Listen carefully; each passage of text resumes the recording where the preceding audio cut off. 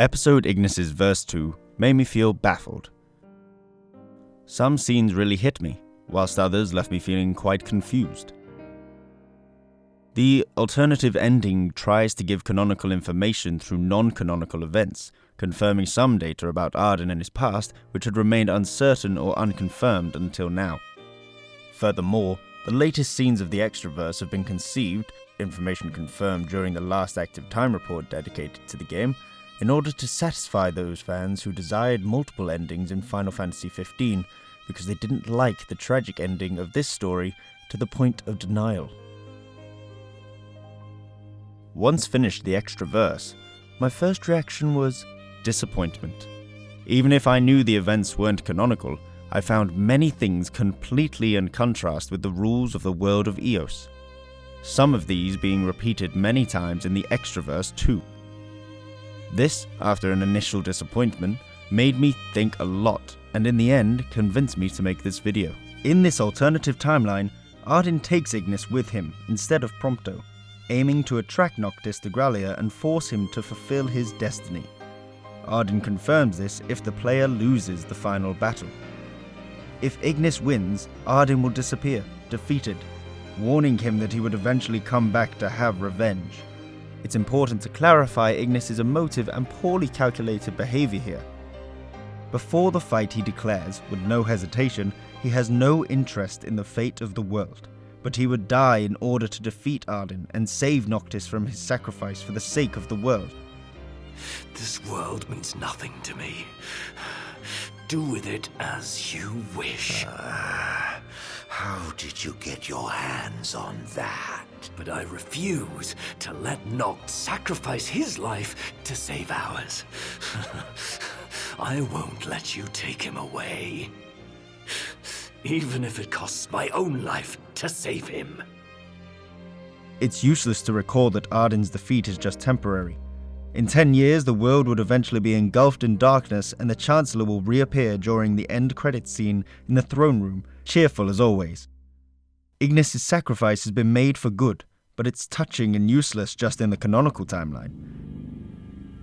It was not sufficient to stop Arden, but to confirm the young man's bravery and his determination to protect the prince. Friendship is the fundamental element in the alternate verse, more than in the main game.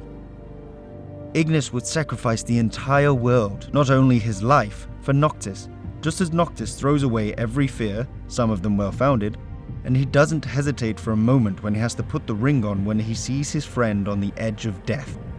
Noctis' final sentence on the Citadel stairs shows his desire to fulfill his mission with his friends until the end, differently from the canonical ending in which he wishes them to walk with pride, knowing he won't be able to be with them as he comes to death. Today, we walk tall together. Prompto. Gladio. Ignis. I leave it to you. Walk tall, my friends. It is not the purpose of this video, so I'll just spend the next few words on how the managing of the events isn't wrong, but insecure. Ignis and Arden's arrival at Zegnatus doesn't let us understand how much time has passed from the previous scene, but the end credits show that Tenebrae hasn't been destroyed and Fenestala Manor is still in one piece.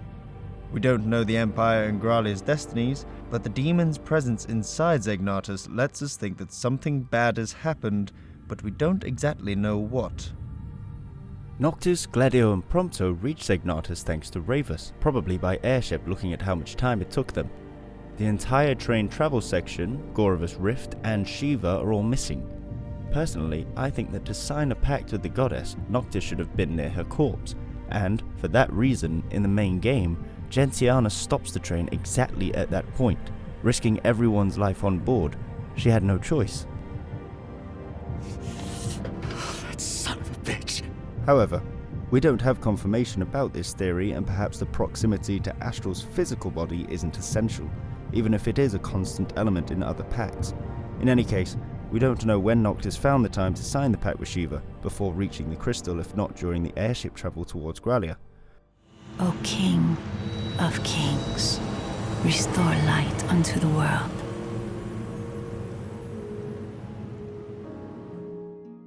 Also in this travel, he probably used time to recover and get back to his senses, since until the end of the events in Alticia he's still unconscious, and we know that in the canonical story, he takes a long time to recover. Ifrit's defeat and the force pact with this god are missing too. In the non-canonical ending, the Chocobos seem to be calm and rested, Noctis hasn't had his clothes burnt, so Ifrit is likely to not have appeared. I think that in order to defeat the darkness, the Chosen has to pass every trial of the six, but this isn't confirmed and isn't even said by the mysterious voice of the extraverse, so we may pass over this element. Another oddity is that Ravus gives the last royal arm to Noctis after only 10 years, after Noctis lived the reflection inside the crystal. With the glaive of kings, the stone of legend, and the ring of light in hand, the Chosen's power will surpass that of even the gods themselves. The mysterious voice says that in order to defeat the Scourge, Crystal, Ring and King's weapons are needed, but without interdependence between the three powers. I also find it strange that Arden didn't kill Ravus during those 10 years to complete his revenge against the Oracle's family and blood, but in this case too, we only have some clues and no certainty on the Chancellor's true intentions. The main story doesn't force the player to collect all the 13 weapons, but for coherence with the narrative, I always thought Noctis got into the reflection with all the 13 weapons in his possession, and for this reason, Arden let Ravus keep the Sword of the Father during chapter 13. He wanted to be sure that Noctis had all the royal arms before entering the crystal. But once again, we have no concrete evidence, so, okay, Noctis getting the Sword of the Father only after 10 years is not something I liked, but I wouldn't say it is a proper mistake. Even if Ravus could have given it to Noctis without any problem during those 10 years, maybe during the travel towards Egnatus? Finally, the thing that made me raise my eyebrows more than anything else.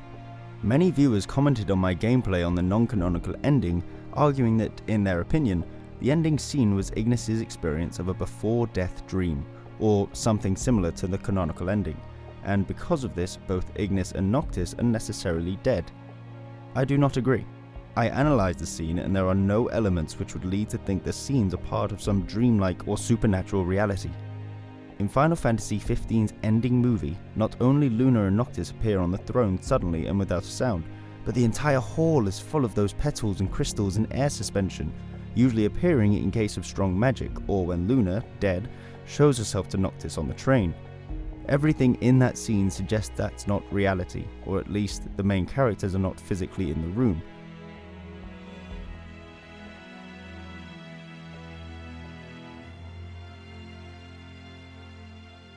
The alternate ending is completely different. The throne room has the same lights of the opening CG movie, penumbra everywhere except for the two big windows on the sides of the throne. We can clearly hear the heavy sound of the opening door and Ignis' steps. Everything seems quite concrete and real. Ignis himself still has scars on his face. Something I would not expect from a spirit finally at peace.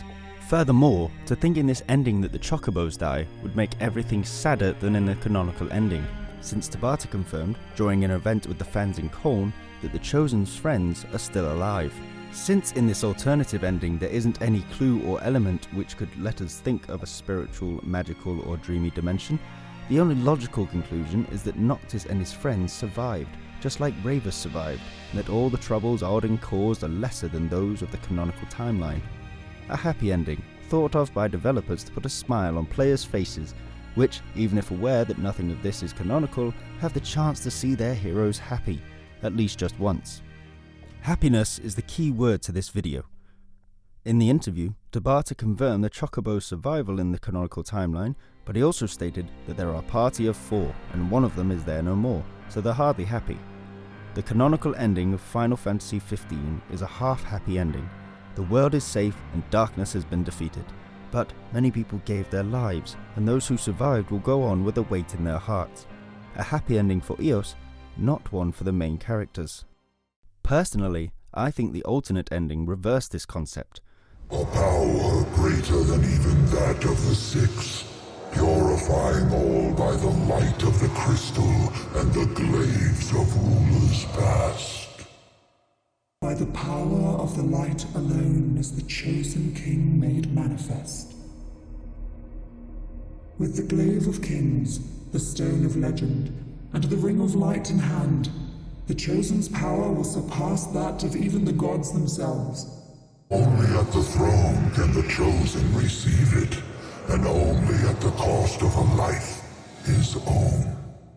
The stone, chrysalis to the soul of our star, cradle to the king, destined to serve as vessel of its light.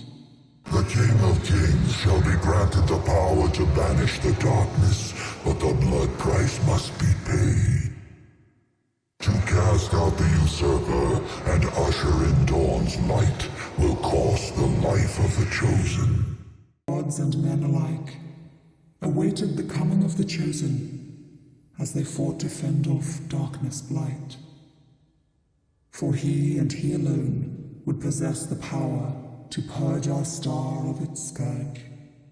The vision Prina allows Ignis to see, and the words of the mystery voice strongly exalt the chosen's role and his necessary, irreplaceable sacrifice for the sake of the world.